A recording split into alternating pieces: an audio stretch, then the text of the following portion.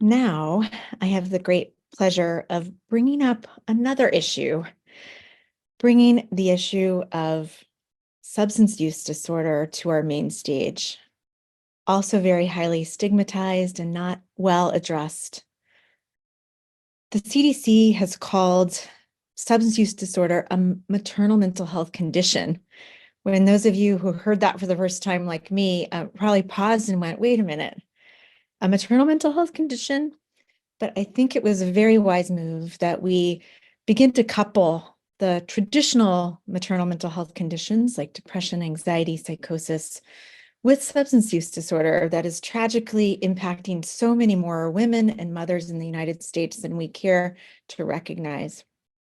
The panel that's being brought to the main stage now is being moderated by Laurel Stein, who leads the Association for Suicide Prevention's Washington, D.C.-based policy team. She's also the current board chair and longstanding champion of the Maternal Mental Health Liaison Group, a national coalition which convenes the nation's mental health and substance use-focused nonprofit organizations to advance federal policy. In this session, we will discuss the latest developments in maternal substance use disorder and overdose, as well as discuss child protective services policy, which is tied to substance use disorder and has the potential to be tied to maternal mental health disorders as well. Laurel and panel, welcome to you. I'll turn it over to you, Laurel.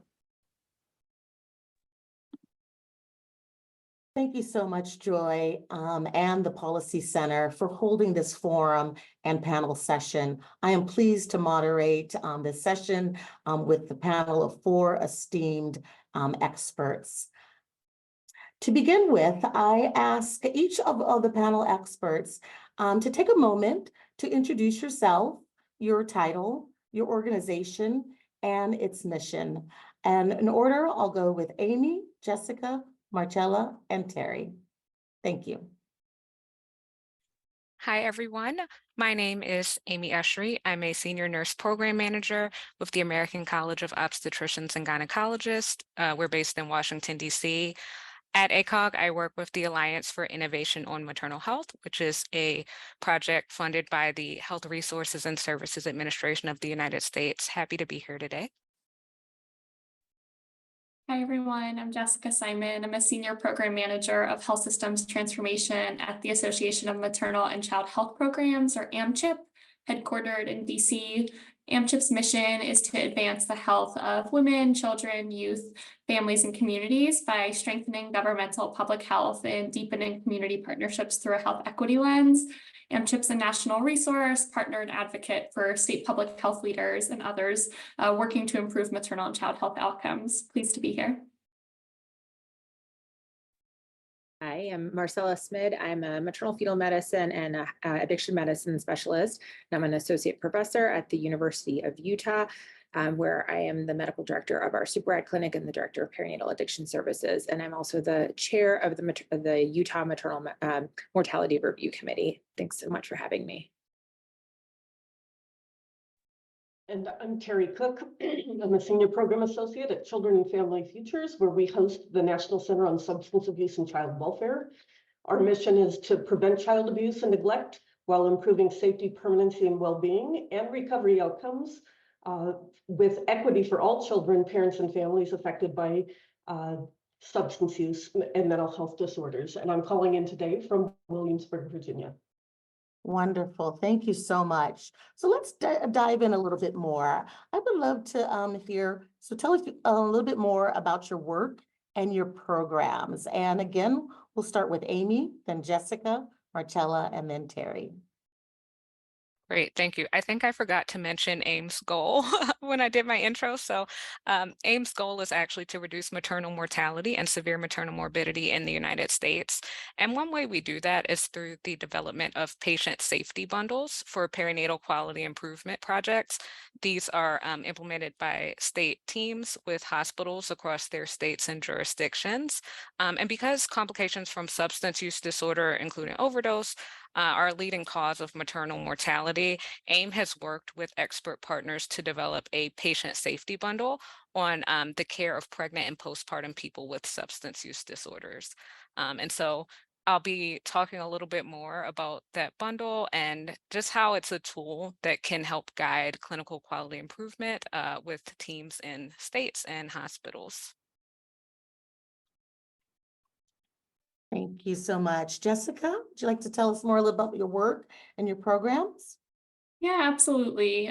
So as folks have probably heard already, behavioral health challenges deeply impact the perinatal population. Pregnant capable people are at the highest risk of developing substance use disorders during their reproductive years and are most at risk for overdose during the postpartum period. AMCHIP's members, the state maternal and child health programs, care really deeply about this population. And they're your natural partners as you strategize to address the needs of perinatal people and their families impacted by substance use. So just a plug to reach out to them and explore the work they're already doing in this space. The program I want to share with you all today is called the PRISM Learning Community. AMCHIP and the Association of State and Territorial Health Officials, or ASTO, facilitated the Maternal and Child Health Bureau funded PRISM Learning Community. Stands for Promoting Innovation in State and Territorial Maternal and Child Health Policymaking, quite the acronym there. The PRISM project was designed to support state and territorial health agencies in advancing policies and programs to address perinatal substance use through intensive capacity building for 9 cross-agency state teams, which involved action planning, peer-to-peer learning, and technical assistance. Throughout the learning community, states focused on a variety of strategies to address perinatal substance use, including developing equitable screening practices for pregnant people, strengthening the behavioral health workforce for perinatal people, improving multi-sector collaborations, and enhancing Medicaid coverage for perinatal substance use prevention and treatment services.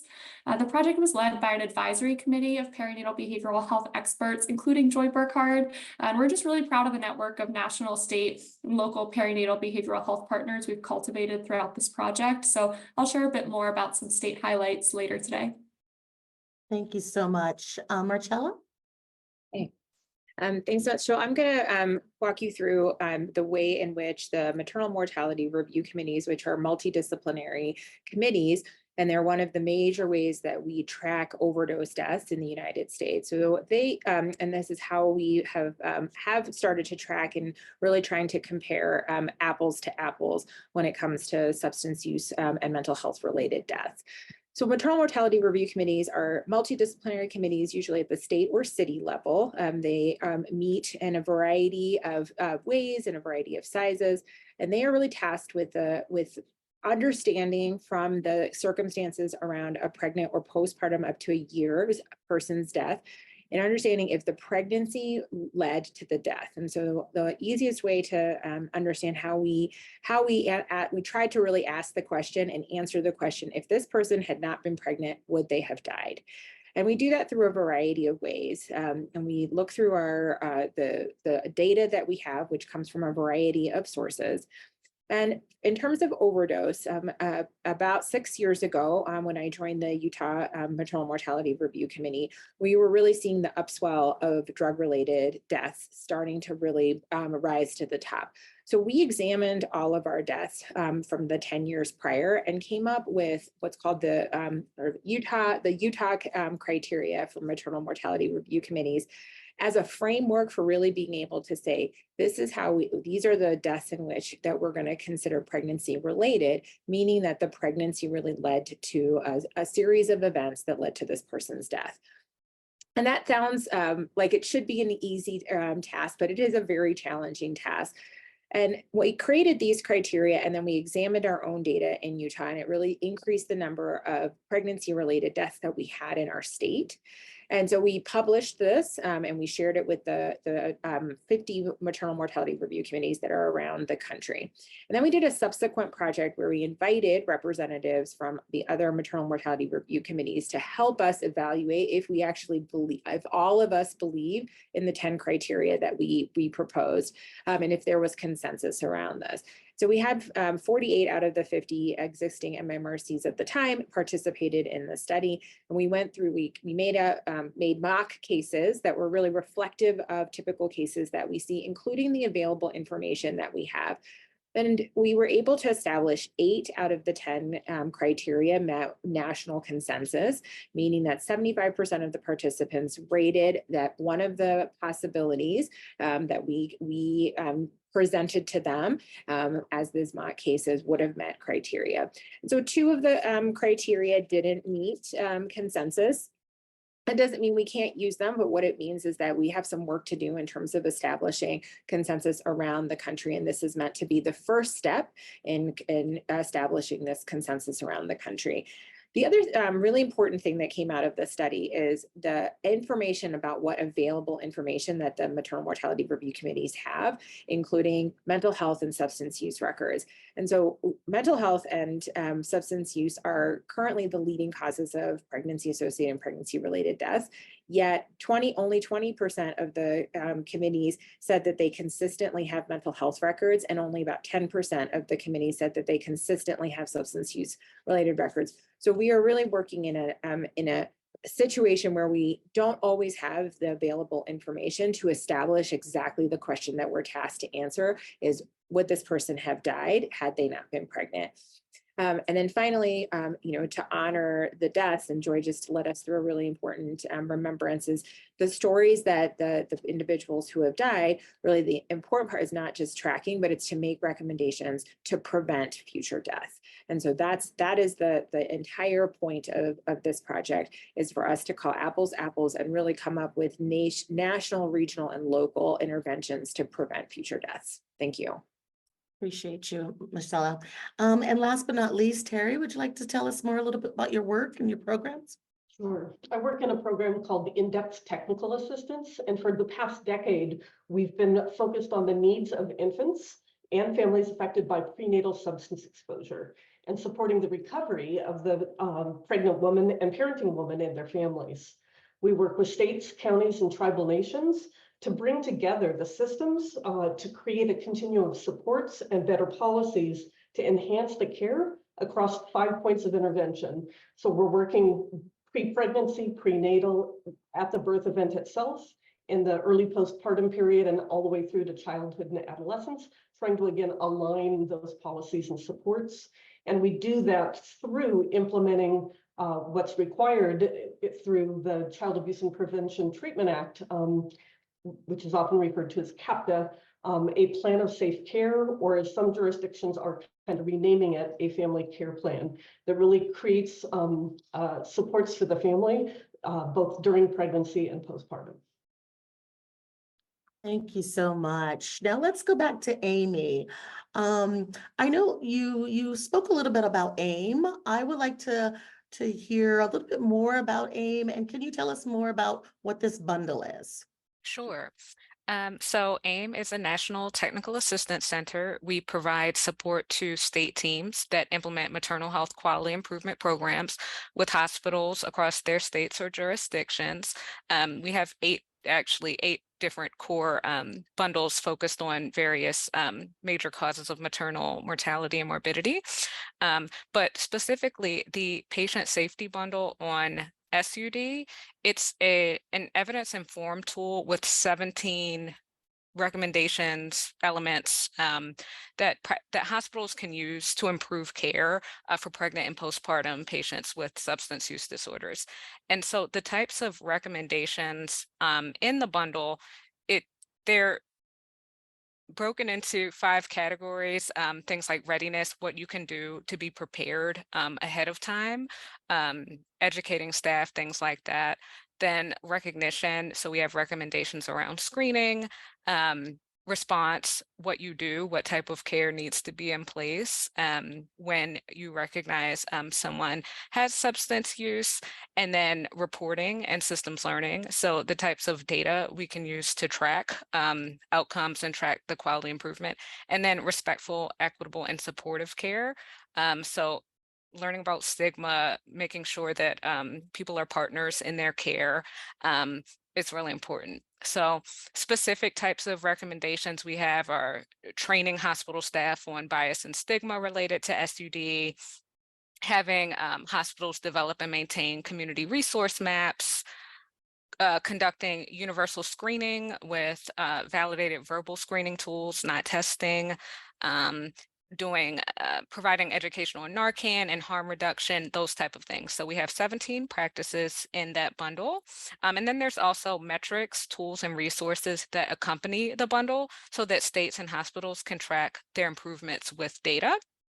And so far, we've had 29 state teams implement this bundle. The bundle was originally released in 2017, focused just on OUD, but it was revised in 2021, expanding to other types of substances. So in total, we've had 29 teams do projects based on this bundle. And many teams have really reported that they've seen great quality improvements. One state saw that the percentage of patients with opioid use disorder who were connected to medications for opioid use disorder, or MOUD, by delivery discharge, it rose from 41% to 76% over the course of their project. They also saw the percentage of patients with OUD who received Narcan counseling increase from just 2% in the beginning to 63% by the end of their AIM bundle project. So really great efforts and improvements there.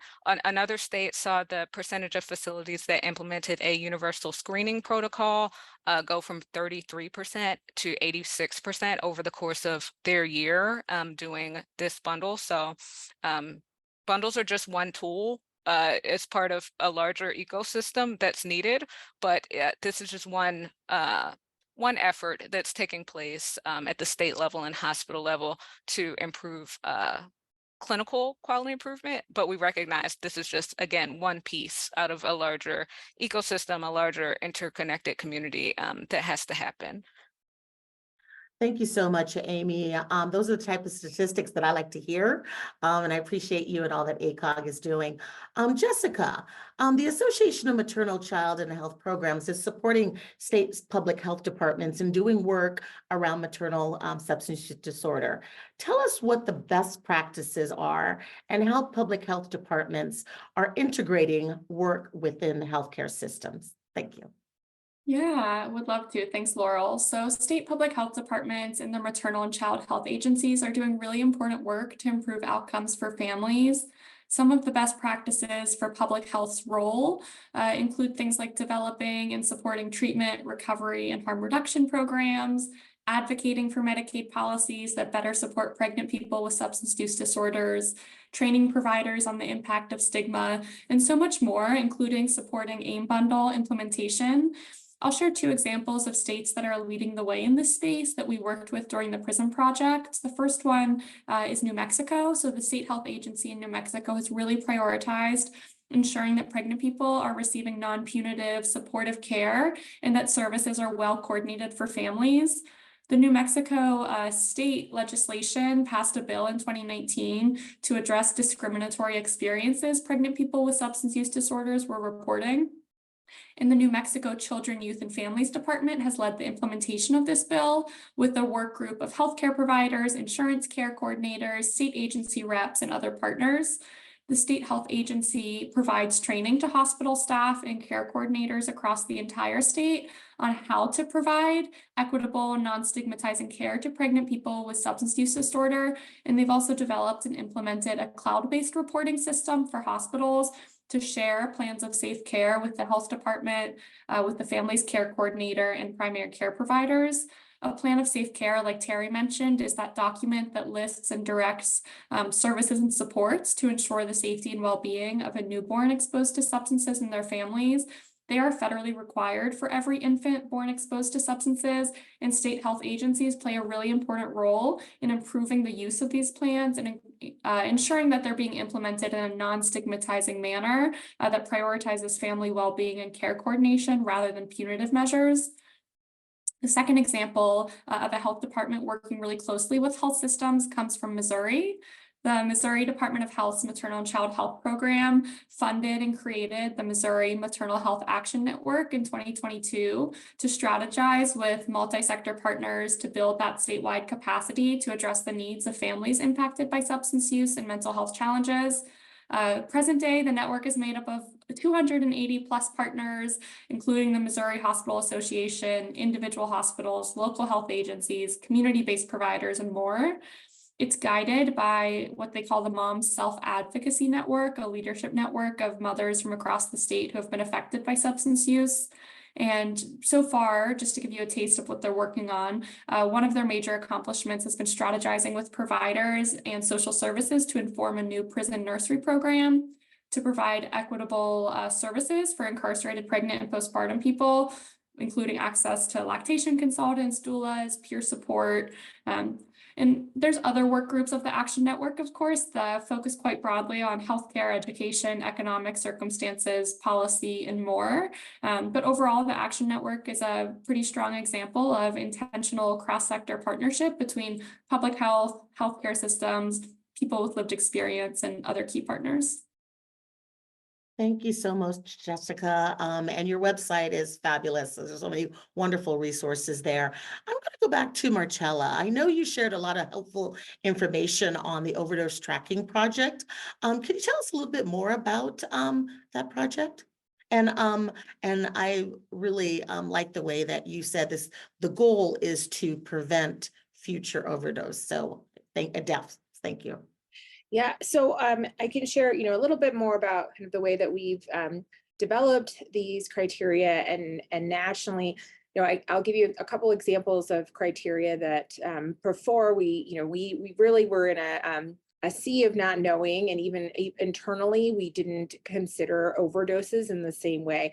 So it really helped us to create the Utah criteria, helped us to really create this framework. So an example of a situation which is both clinical and social is a pregnant person who has a substance use disorder, wants to engage in treatment for the health of this person and for her fetus. And that person can't obtain services within that person's jurisdiction because of the substance use treatment programs don't accept pregnant people. And so this was a common thing that we were seeing. And so when we established that as criteria, we really saw an increase in the number of deaths that we were tracking as pregnancy related. Really, the barrier to the care was the pregnancy, not because there are places, states that say we prioritize pregnant people and accessing care, but if you don't have facilities that actually will accept pregnant people, then you can prioritize all you want, but without an actual facility, there isn't it's a moot priority, right? So it helped us to create recommendations to our state legislatures. And so how MMRCs really work, they're either local or state, and then the CDC helps us compile them. And we start to see these common themes over and over again. And that's what then helps us to implement things like the AIM Safety Bundle and working with our perinatal quality collaboratives. So that's really how we pick up the patterns that we're seeing. We report the patterns that we see. Then the CDC helps us to put those together in what are we seeing as national patterns? And so the other speakers have really mentioned things like plan of family care, plan of safe care. What are ways in which, what are interventions in which communities, hospital systems, systems in general, and at the individual provider level, what are interventions that we're seeing as common things that could have potentially averted these deaths? And I think one of the assumptions that it's important to remember is that the deaths are the outcome, are the ultimate outcome that we're trying to prevent. But that is truly the tip of the iceberg, and there is a huge iceberg underneath the level of the sea of people who are suffering major morbidity, suffering the loss of their children to custody, which there are many speakers that have talked about this already. And really seeing those patterns at a national level. And as we build momentum towards this is the power of the maternal mortality review committees, is that they can, as long as we are comparing apples to apples, we can really say this isn't a Utah problem. This isn't a Missouri problem. This is a US problem. And the interventions can come with national support. And then the implementation of those evidence-based and evidence-informed, because sometimes we don't live in an evidence-based world. We often live in an evidence-informed world. what can we do to prevent these deaths? And there's a litany of those recommendations that have come out. One that I will specifically mention is one of the recommendations that has really come out over and over again is extending postpartum Medicaid up to a year, because we know that overdose deaths don't peak in pregnancy or in the early part of pregnancy. They really happen 6 to 9 months after the pregnancy has ended. And that's really where we're seeing the most amount of intervention necessary. And that's been communicated to our legislature, and we're really getting traction, and that has actually passed in Utah. So I think these are real actionable things that are happening, and the recommendations really turning into policy changes. It's music to my ears, and I appreciate all that work you're doing in Utah, that is really transforming and having a national impact. Terry, how are jurisdictions developing upstream and non-punitive approaches to pregnant and parenting people impacted by substance use? I know you spoke a little bit about CAPTA, and we'd love to hear a little bit more about this. Thank you. We're really excited to see that a lot of jurisdictions are moving beyond the mandates of CAPTA and really collaborating across healthcare, child welfare, substance use treatment, and home visiting programs to really offer prenatal. So again, the federal law says postpartum plans have to be offered, but folks are saying, why wait? Let's get upstream. Let's engage. It's a time of significant motivation to improve your own health and the health of the infant. So if we can, start screening during the pregnancy for substance use, and if there is a disclosure, really walking that person to trusted members of the community. I think that's the other key piece is originally child welfare took on the responsibility of most of the plans of safe care. By moving upstream, we can bring in all those other trusted supports. We're seeing places where doulas are being utilized, where substance use treatment agencies are stepping forward and saying, we'll take the lead on that. If somebody's already engaged in treatment, we'll make sure we ask, do you intend to become pregnant in the next year? And if you are, how do we help set you up for success? Another key piece that we've seen states do that are making a big difference is that the CAPTA says that you are to notify Child Protective Services. It doesn't say report people to Child Protective Services. So we're really helping folks, jurisdictions create what we call a notification pathway so that it's coming in, and if there aren't additional concerns, then it can either be diverted directly to a nonprofit. Each state decides how they're going to do it, but really creating an opportunity for people to get help and have the fewest people and the ones that need to go to child welfare. So creating additional spaces. And so those community-based plans of safe care, or as many are calling them family care plans, again, are happening with trusted helpers, and that the child welfare system, again, has a smaller population that they're dealing with, and people are getting what they need, where they need from the people they trust.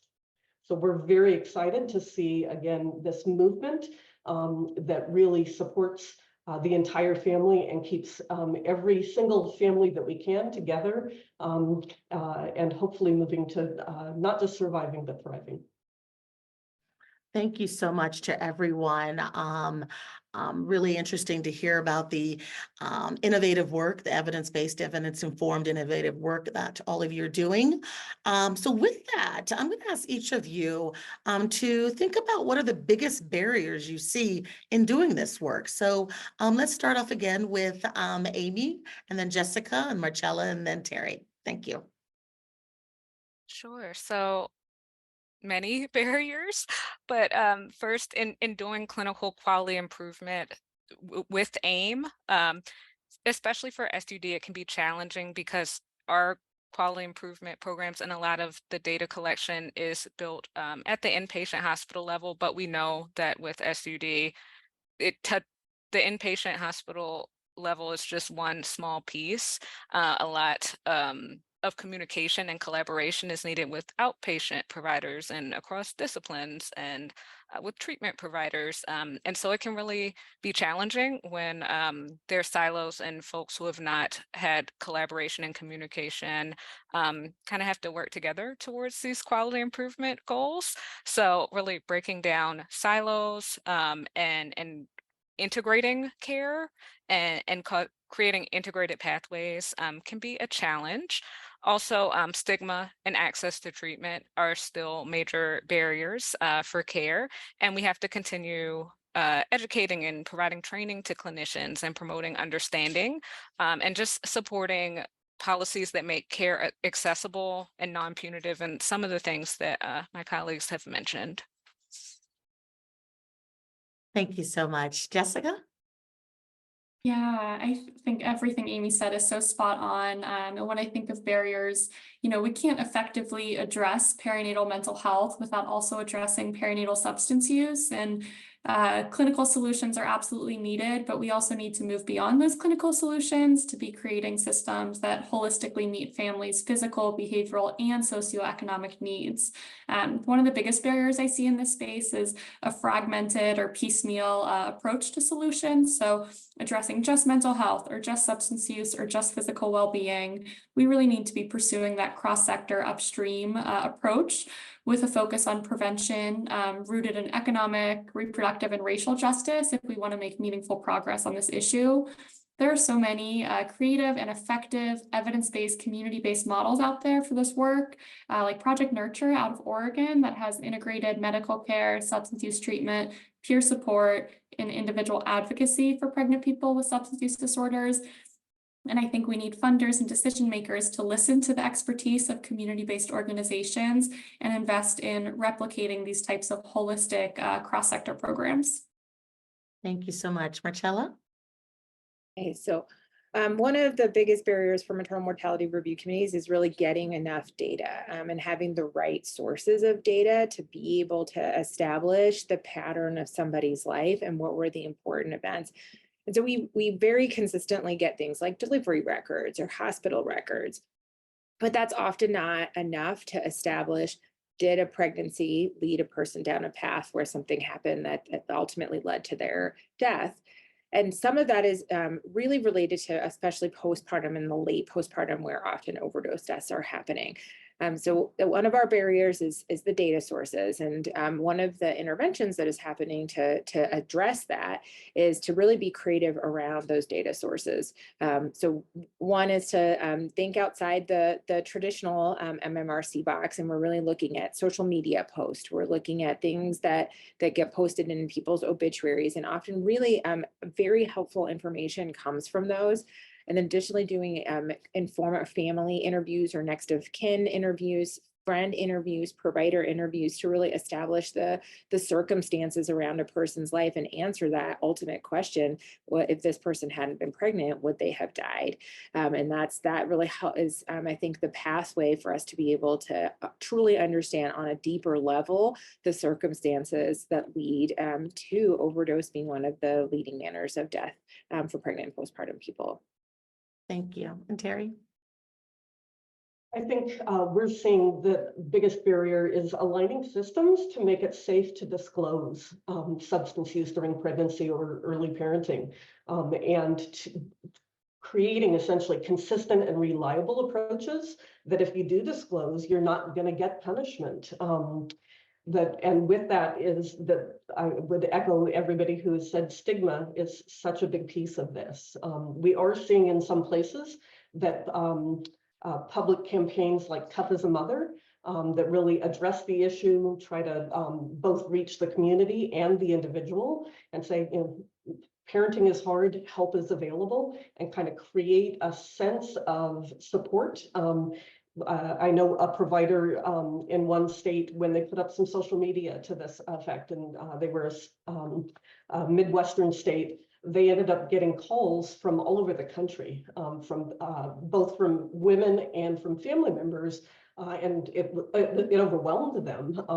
Again, they were in one small state and they were getting calls from California and Arizona.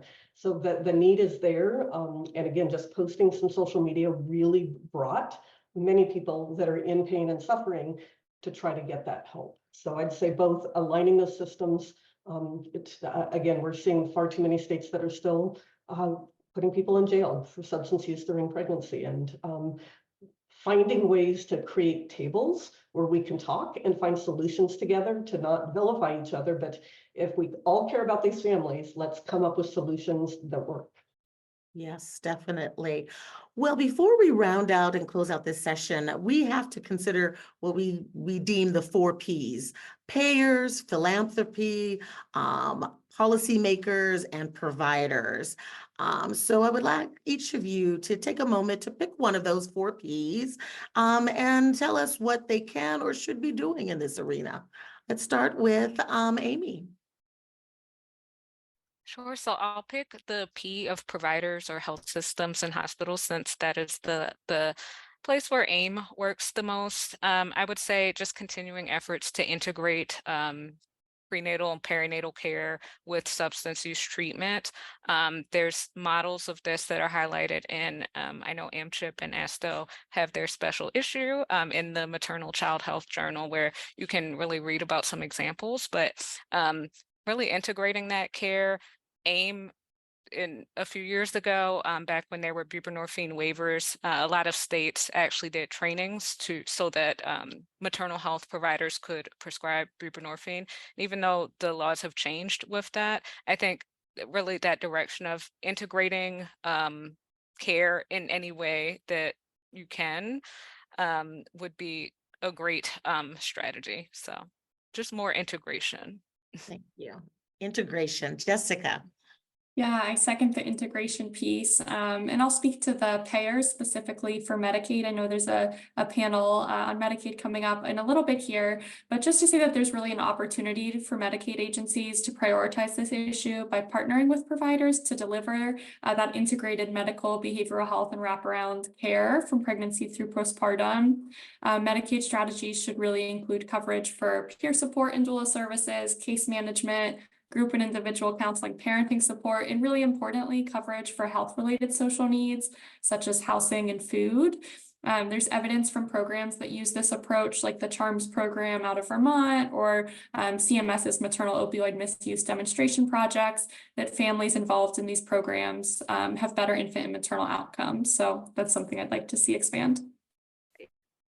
Thank you so much. And Marcella?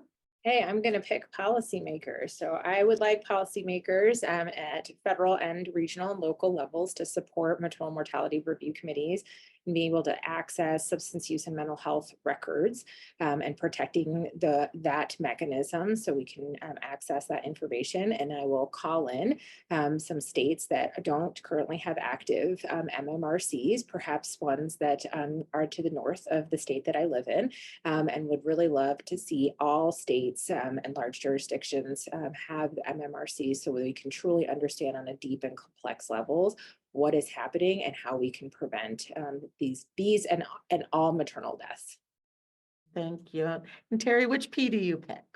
I'm going to choose 2 as we round it out. First, for policymakers, I'd point them to in the handouts that we have. There's information from the Legislative Analysis and Public Policy Assistance. They created a model substance use during pregnancy family care plan act. So it's model legislation that they can draw from to create better policy.